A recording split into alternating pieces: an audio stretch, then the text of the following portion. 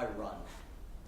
I run through thunderstorms, freezing rain, gale force winds, through a foot of snow with wind chill of -12, or 80 degrees plus. 10 in the morning, doesn't matter. Whatever the weather, I'm out here, running. On the streets and pavements, along cinder tracks and dirt roads, along golf courses, lengths of beaches, up hills and along old railway tracks.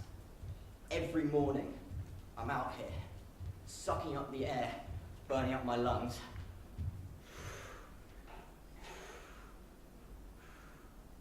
Every morning in Africa, the gazelle wakes up knowing it has to outrun the fastest lion or it will be killed. Every morning in Africa, the lion wakes up knowing it has to outrun the slowest gazelle or it'll starve. So it doesn't matter whether you're a lion or the gazelle. When the sun comes up, you better be running. Bloody lucky we aren't in Africa then. You meet all sorts of people when you're out running. Some of them say hi. Some of them even introduce themselves. Jonathan. Luke. I've had women yell at me from cars, telling me I have nice legs. Others, usually teenage boys, give me the finger while the passengers moon me. Thinking they're the first to do this. I've been soaked by part-time cyclists, drenched by motorbikes going through pools of stagnant water. I'm prepared for most things. I didn't see him again until late January. It was early February. Yeah, a Tuesday. It was a Thursday. He made me nervous. Not you again. I tried to give as good as I got. You still here? Still running then? Training for a marathon. A marathon? Impressive. You know, I ran once myself. Did you? Yeah. For the number 64. He didn't bloody stop me. No, I'm the wrong build for running.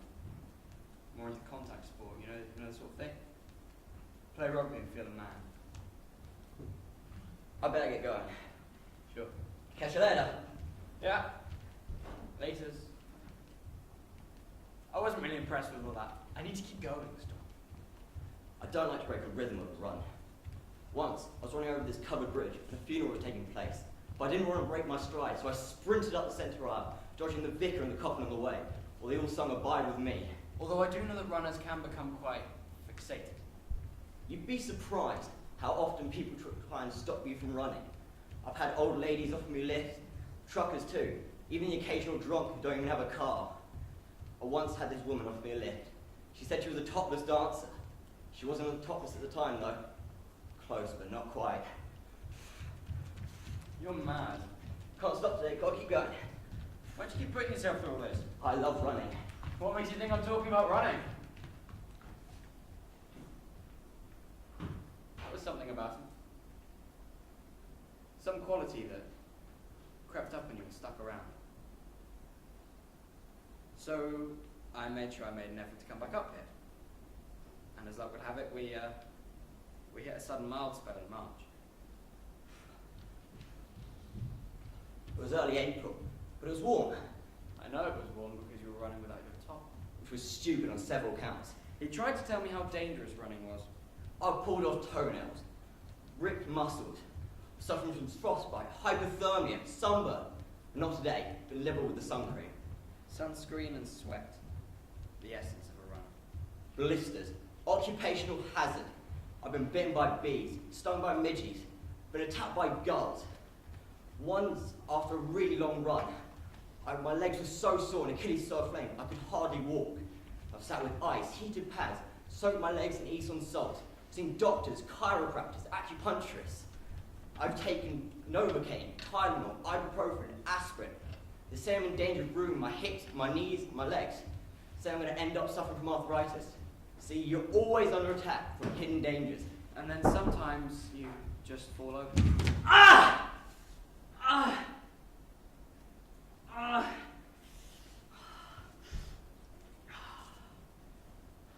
You were lucky I was up here. Bloody glass! What? Why do people do it? What? Don't they know how dangerous it is? What? Stop saying what! Why? Oh, Jesus, I've cut my knee. I told you this was mad. It's bleeding. Yeah, let me have a look. No, it's fine. Oh, you've got a piece of glass in there. It's that sodding broken bottle by the verge. I must not have seen it as I went down. How come you fell over? Took the corn too fast, skidding on the gravel. Come on. Let me get you over here. Oh no, it's fine, honest. No, it's not fine. You're bleeding. Come on. Lean on.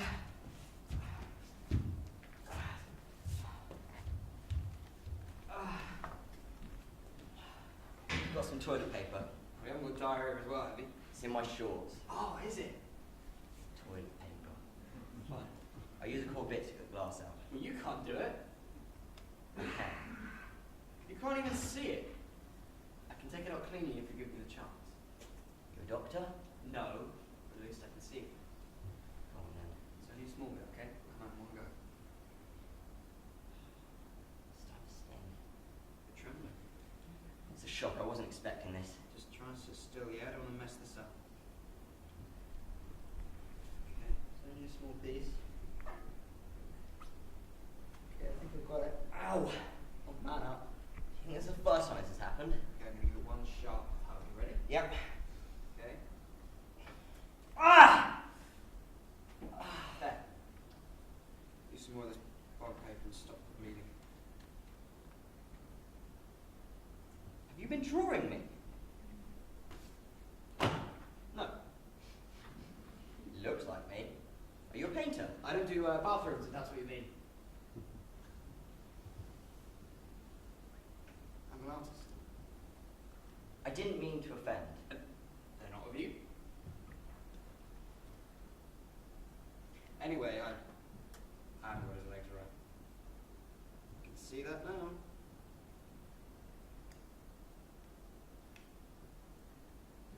Oh, I didn't see that. What? There's another cut. Where? There. I'm not gay. Do you mind me putting my hand there? I have a girlfriend. No, you don't.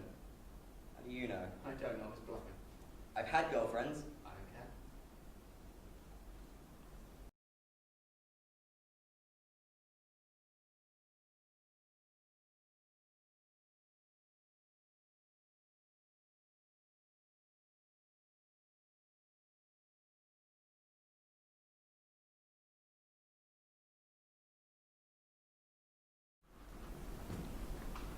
People don't realise every painting is layered. Sometimes you'll find little pencil marks on the back of the canvas, and they show all the art galleries it's been hung in, all the places it's been, like footprints in the snow. And then sometimes you get little pencil marks on the stretcher, usually by the artist, something like a date or a title sometimes. And then the stretcher itself, that's the wooden triangles in the corners, so that the painting can be tighter if the canvas becomes loose. Then the canvas, which is linen, muslin, sometimes a pan, and a primary coat, which is always in white, followed by a layer of underpaint, which is usually pastel colour. And then a mirror, where all the secrets are. Paint itself. Swashed around, roughly, gently, layer over layer, thick or thin, but never more than a quarter of an inch. Sometimes the brush hair's still embedded. There are colours mixed in over each other, tones showing through, sometimes the weave of the linen revealing itself. And then finally, the signature. Swapped over the whole, goulash and varnish, the whole thing. There are so many layers. Just like us. Who is this? Sorry? You are listening to Louis Jordan and his Tiffany 5. Never heard of him. They kind of set the scene for rock and roll and rhythm and blues. I'm not saying I don't like him. The thing I like best is that he always sounds so goddamn happy. Do you always listen to music when you paint? Depends on you, don't it? Can I see it yet? No. Give me a break. I've been in this position for hours. 30 minutes. It feels like hours. Just keep still, alright? Can't get your legs around. Ooh, cramp! Don't even think about it. There is no way you're seeing this painting until it's finished. Why not? Because you'll say stuff that will influence me. I promise, I will not say a word. Yeah, everyone says that. All the other guys you painted? All the other people I've painted. So I made this rule. Nobody gets to see the painting until it's finished. That way they have to settle for it, better or worse. How much me are you painting? Just stop moving around. Painting my face? My whole body? You're not painting my willy, are you? Oh, well, actually that's the only bit of you I am painting. I never know with you. So why are you here? I like this. This. You painting me. It feels okay. Good. Plus, I get to look at you just as much as you look at me. I had noticed. You're not quite so gobby when you're painting, I'll try to take that as a compliment. but you have me at a disadvantage. You still have all your clothes. Yeah. Take my shirt off. Yeah.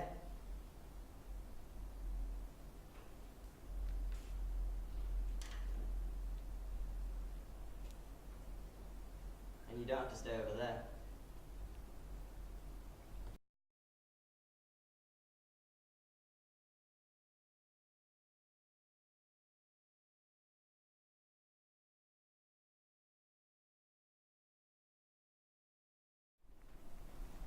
That night, when I had my arms around you, I was lying on top. you moved your lips to my ear. I whisper. So low. Barely had anything. It was the faintest sound like a feather. I want to lie with you forever, You moved your lips to mine. so we can talk. I've never had such an intimate conversation. Told you things I haven't told anyone. I held you tighter. Till I was sure that you'd finally stop running.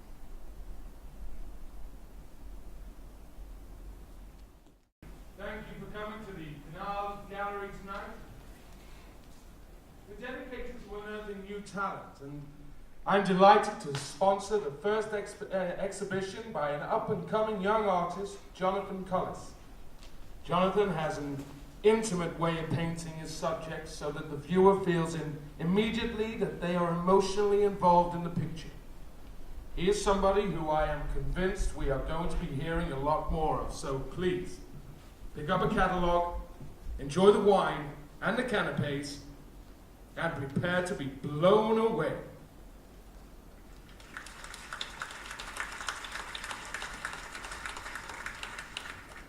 This is so embarrassing. Why? I don't like being up there. It's not about you. It's about the painting. I am the painting. Did you paint it? Why are you being like this? I didn't expect it to be so explicit. Oh! Well, then you probably should have put some clothes on.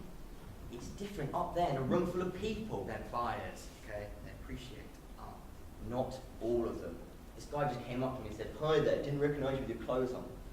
What a creep. Okay, fine. So you look as good in the flesh as you do in the flesh. Okay? Look, it's nothing to be embarrassed about, alright? You're not the first ever male you. That you've painted. Luke, you need to chill. I'm not the same as you. Are you? I don't feel the same way. Well, without the way you feel, you wouldn't have been the painter. It was only once. It was only once. It only counts once. At art school, I had this tutor, and he always said to me, "Paint what you see." Never warned me about how much you could see. Thank you. Thank you very much. It's an absolute honour to be invited down to the Institute to talk about Boy on a Bed, which, as you know, is an early painting of mine. But before anyone poses the obvious question, which I always get asked, I won't be revealing who he is. I still run, but I find it harder now. I have my eyes set on this marathon at the end of the year, but to be honest, it's less of a goal and more of a fantasy. The younger guys have started joking about timing me with a sundial. I'd like to start with a quote, if I may. Picasso once said that painting is just another way of keeping a diary. When I'm out here, running these hundreds of miles, I wonder why I'm doing it. Sometimes crossing the finish line, and sometimes not even getting there. I think the first thing that I want to say about the painting is that when you're away from it, it feels like it's a much bigger picture. But in fact, the canvas is very small. It wasn't love. But there is a lot happening. He never said he loved me. There was something that I just wasn't able to put into words. I mean, if I could put into words, then why would I bother to paint it? It grew. And like many of my paintings, it grew out of a mess of things. But somehow, among the abandoned attempts, half-used tubes of paint, the unfinished sketches, and all the wrong turns made, it did flourish into something unexpected. You need to watch yourself out here. Last week I almost did myself to grief on pliers, golf balls, a pair of bolt cutters hidden in the long grass, sunglasses. I can't tell you how many of them litter the ground. School mugs, paw mags, more of them than sunglasses. I found handcuffs, a fishing rod. Last week I found a black bra, size 36C in case you're wondering. Whenever I look at a picture, I always think it can activate all of your senses. I mean, for example, when I look at this, I swear I can smell sunscreen and sweat. Sometimes when I'm out here, running in the stillness of the countryside, I concentrate and summon again the sound of Louis Jones, born upon a year by a stirring breeze. Every now and then, you paint a picture that opens another door. I run through the abuse now. I'm not as sensitive as I once was. It's as if I've developed a tougher skin. Like this morning when I was setting off, there was this old yob outside KFC, sucking a cigarette, with a fake leather jacket and long greasy hair. As I saw him, I put on an extra burst of speed. As I ran past, he said, "What are you running from, mate?" I'm not running from anything. I'm running towards it.